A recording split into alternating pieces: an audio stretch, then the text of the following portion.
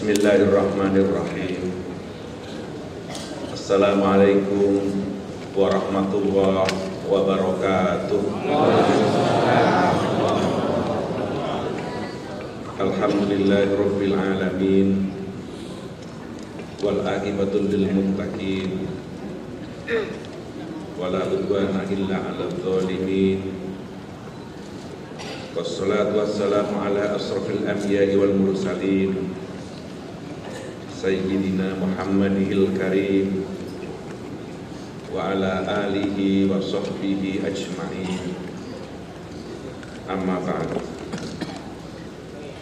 Yang saya hormati Ketua Umum Keluarga Besar Kerajaan Islam Indonesia Dr. Haji Nasrullah Larada dan seluruh jajaran pengurus besar Keluarga Besar alumni PI yang baru saja dilantik,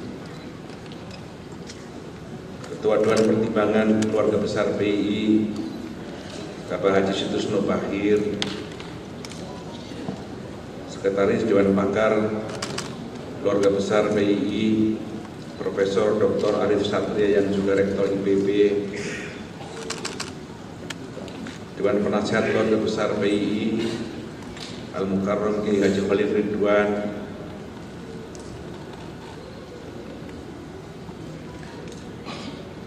seluruh keluarga besar alumni PI yang hadir.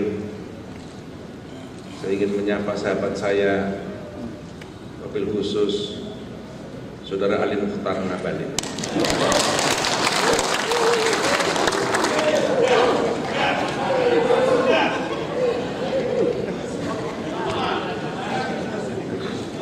Saudara-saudara sekalian yang saya hormati, ini adalah gedung GBHN.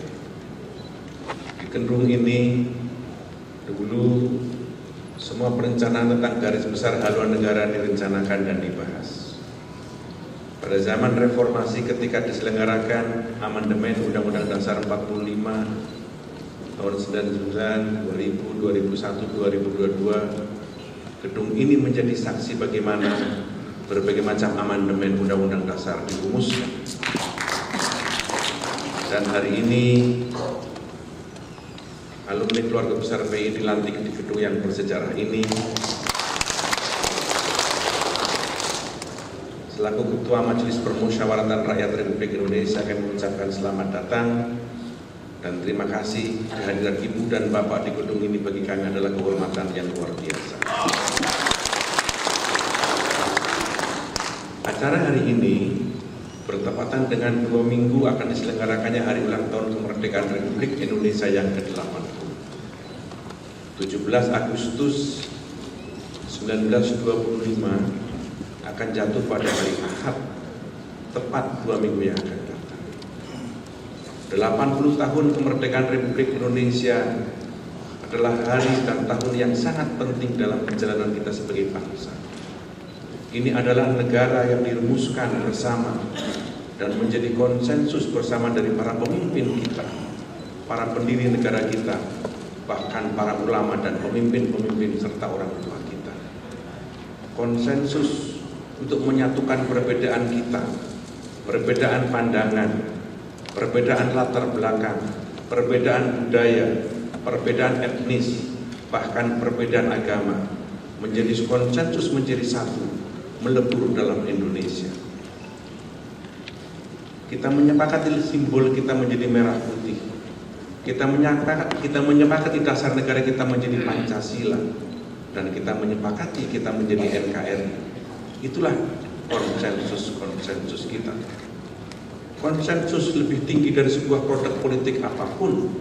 Karena itu, sebagai bagian dari bangsa Indonesia, kita wajib mentaati atas konsensus itu. 2 tahun setelah kemerdekaan Republik Indonesia, lahirlah sebuah organisasi namanya Pelajar Islam Indonesia. Kita merasakan bahwa kemerdekaan kita sangka sudah selesai, perang merebut kemerdekaan telah selesai, dan kita akan mengisi ruang-ruang kelas dengan belajar di sekolah-sekolah dan di kampus-kampus. Ketika itu kesadaran untuk kembali ke sekolah menjadi sebuah kesadaran penting bagi bangsa yang baru merdeka itu. Namun ternyata tahun 47 ketika PI berdiri, kemerdekaan dan perang untuk mempertahankan kemerdekaan bahkan baru dimulai.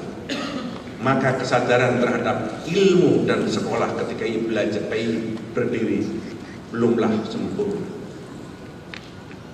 Kesadaran yang dilakukan oleh anak-anak pelajar dari Solo, dari Jogja, bahkan dari Aceh, dari Madura dan dari Surabaya yang membentuk dan melebur dalam pelajar Islam Indonesia tahun 47 akhirnya kandas dalam medan pertempuran untuk mempertahankan Republik Indonesia yang baru berdiri menghadapi agresi Belanda pertama di Yogyakarta. PII sangat lentur dalam sejarah pergerakannya. Ketika Indonesia membutuhkan ruang ilmu dan kelas, PII dengan kelenturannya dan keluasannya kembali ke kampus, kembali ke sekolah. Tetapi ketika Indonesia membutuhkan perjuangan, PII tampil ke gelanggang meski seorang. Inilah sejarah kita, kenapa organisasi kita begitu cepat diterima di semua kalangan dan begitu besar pada zamannya dan dalam sejarahnya. Kita berjuang dengan kehusnudzonan, kita berjuang dengan prasangka baik bahwa republik yang kita dirikan dan perjuangan yang kita lakukan adalah untuk maslahah ammah, untuk kebaikan bersama. Karena itu saudara-saudara sekalian yang saya hormati, dalam usia 80 tahun kemerdekaan Republik Indonesia, ini adalah negeri kita, ini adalah republik kita, dan ini adalah negeri yang kita cintai bersama. Jangan milikilah Indonesia, cintailah Indonesia, dan doakanlah Indonesia. Mencintai Indonesia berarti mencintai republik ini. Mencintai Indonesia berarti mencintai rakyat ini. Mencintai Indonesia berarti juga mencintai pengelola negara ini. Apa yang kita cita-citakan? Yang kita cita-citakan adalah bagaimana rakyat bisa hidup adil, makmur, sejahtera. Dalam konteks ini, rumusan yang paling sederhana adalah bagaimana rakyat Indonesia hidup dengan baik. Bagaimana rakyat Indonesia bisa perutnya kenyang, bagaimana rakyat Indonesia bisa otaknya cerdas, bagaimana rakyat Indonesia bisa bekerja, dan bagaimana rakyat Indonesia bisa dompetnya tebal. Itulah cita-cita republik ini, dan jika itu terjadi dan jika itu terwujud, maka Indonesia akan menjadi negara kuat, Indonesia akan menjadi negara yang hebat, dan Pancasila akan menjadi jaya kita semua. Itulah cita-cita pelajar Islam Indonesia juga lahir sejak tahun 47 sampai sekarang. Karena itu relevansi terhadap pergerakan ini tidak boleh diabaikan. Peran PII dalam sejarah Republik Indonesia telah membuktikan terhadap keluasan dan kelenturan sejarah yang sudah dibuktikan. Ketika Pancasila terancam tahun 65, PII tampil mempertahankan Pancasila meskipun dirinya robek-robek dan dituduh A, B, dan C. Ketika Pancasila dipaksakan menjadi asas tunggal Pancasila dengan cara-cara politik yang tidak demokratis, tidak konstitusional, PII menentang pemaksaan asas tunggal itu dan PII tampil sebagai pahlawan untuk kepentingan demokrasi. Kecintaan PII terhadap negeri ini tidak tertukar oleh apapun. Kecintaan PII terhadap Pancasila tidak pernah tertukar dengan apapun, meskipun kadang-kadang dirinya dituduh A, B, C. Karena itu, saudara-saudara sekalian, saya bangga menjadi bagian dari sejarah ini.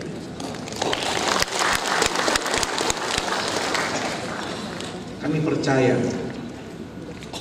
jika Republik Indonesia ini kuat, maka rakyat Indonesia juga akan kuat. Jika Republik Indonesia ini kuat, maka Pancasila akan kuat. Jika Republik Indonesia ini akan kuat, maka kita semua juga akan kuat. Dan karena itu, kita semua harus tetap mempertahankan Republik Indonesia sampai kapanpun. Ila yaumil akhir. Assalamualaikum warahmatullahi wabarakatuh.